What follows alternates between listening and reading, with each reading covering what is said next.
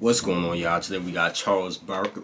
Charles Barkley takes a direct shot at JJ Redick on ESPN for disrespecting NBA legend. Mouthful, y'all. I'm a little. Hey, what's up, tired, everybody? it's It's a little Charles, and late. welcome Let's to get another into it, episode of the Dreamers Pro Show. You know, JJ Redick been wild. If you know, you know, y'all. JJ Redick been bugging out, tweaking. Today we got a pretty interesting show for you guys that we definitely want you guys to stick around for. But before we get into it, please make sure you like the video and subscribe to the channel. Now, what happened yesterday on ESPN?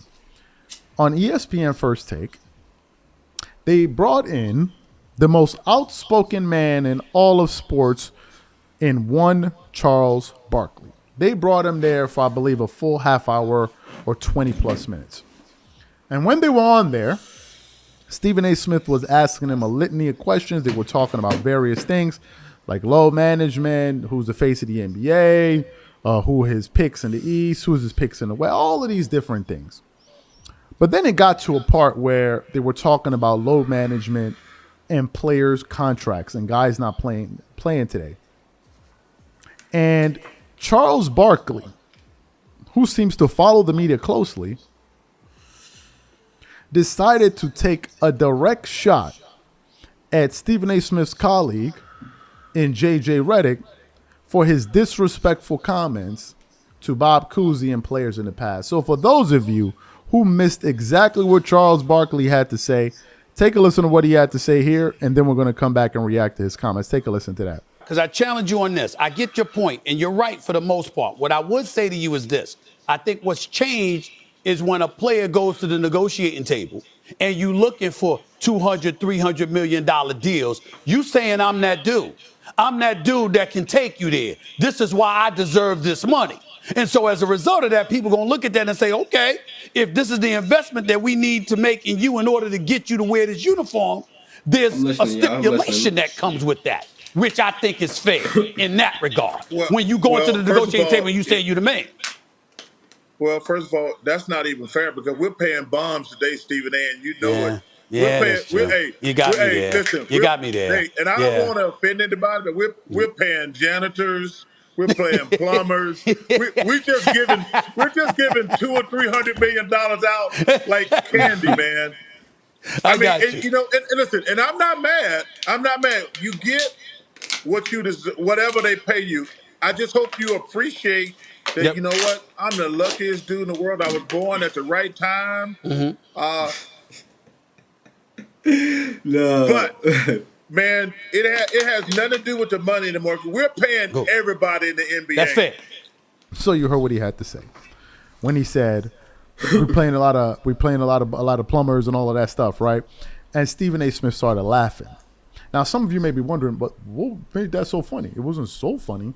The reason Stephen A. Smith was laughing was because he was referring to the comments that J.J. Redick had to make when Chris Mad Dog Russo was on the show. So what we want to do is we want to play exactly those comments that Charles Barkley was referring to. Take a listen to that. Okay. He lost that series when he was on the Clippers. Missed 4 free. Was it 2 or 4? No. It was. I was on the team. It was he missed a some turnover. Free throws. He fouled Russell Westbrook, and then he turned it over on the last play. Didn't he miss some 2 free throws? There was no free throws involved. How about last year in one of the games against Milwaukee? Didn't he have 5 points in Game 5 against the Bucks and was awful in a game? Okay. If you are an NBA Hall of Famer, what about the entire Lakers series where he couldn't shoot a basketball? Physically couldn't raise his shoulder and arm above his head, and he gutted it out and beat the Lakers. He did the good so job.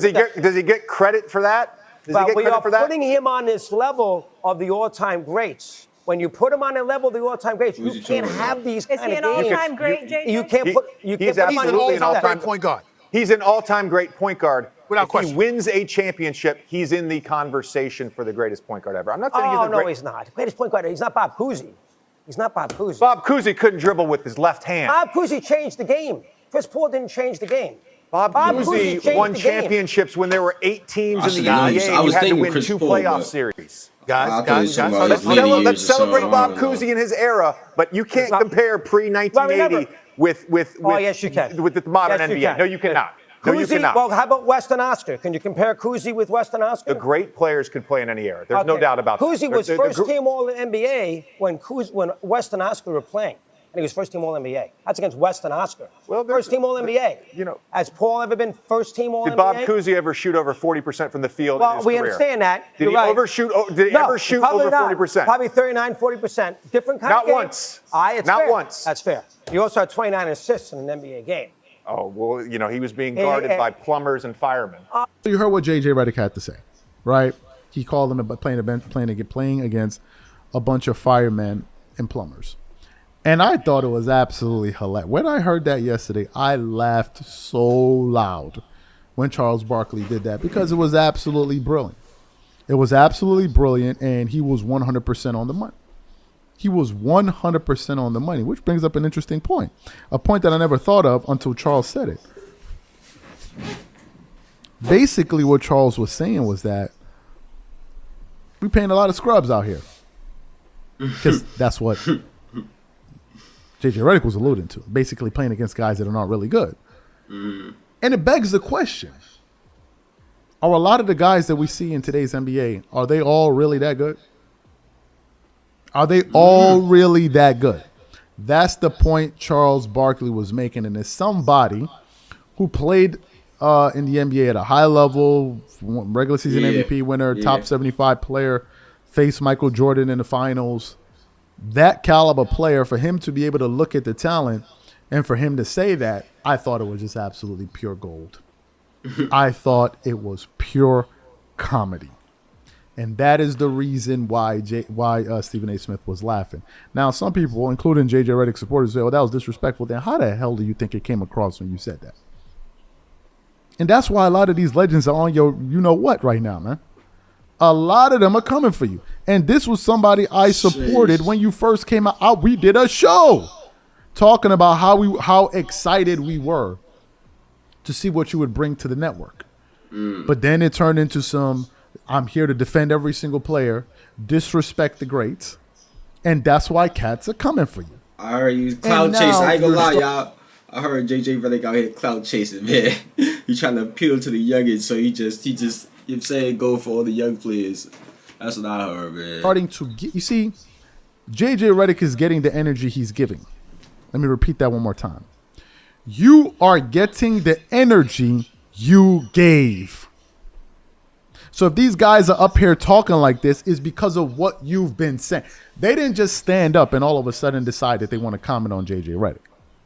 They're responding a lot of times to the things you have said.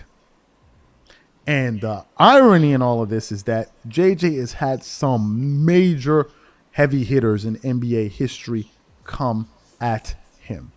This is just another example. Before that, it was just Dominique Wilkins. So maybe you need to chill out with some of the disrespect, getting so angry, all of us, getting angry and getting frustrated when Mad Dog makes a point.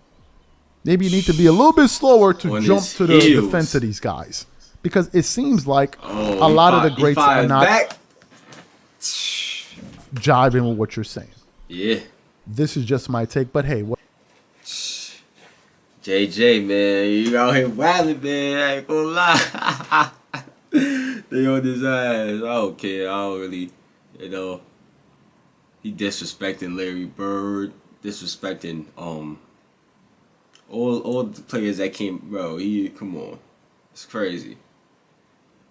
I gotta you say cruise him, y'all, cruise him. Don't do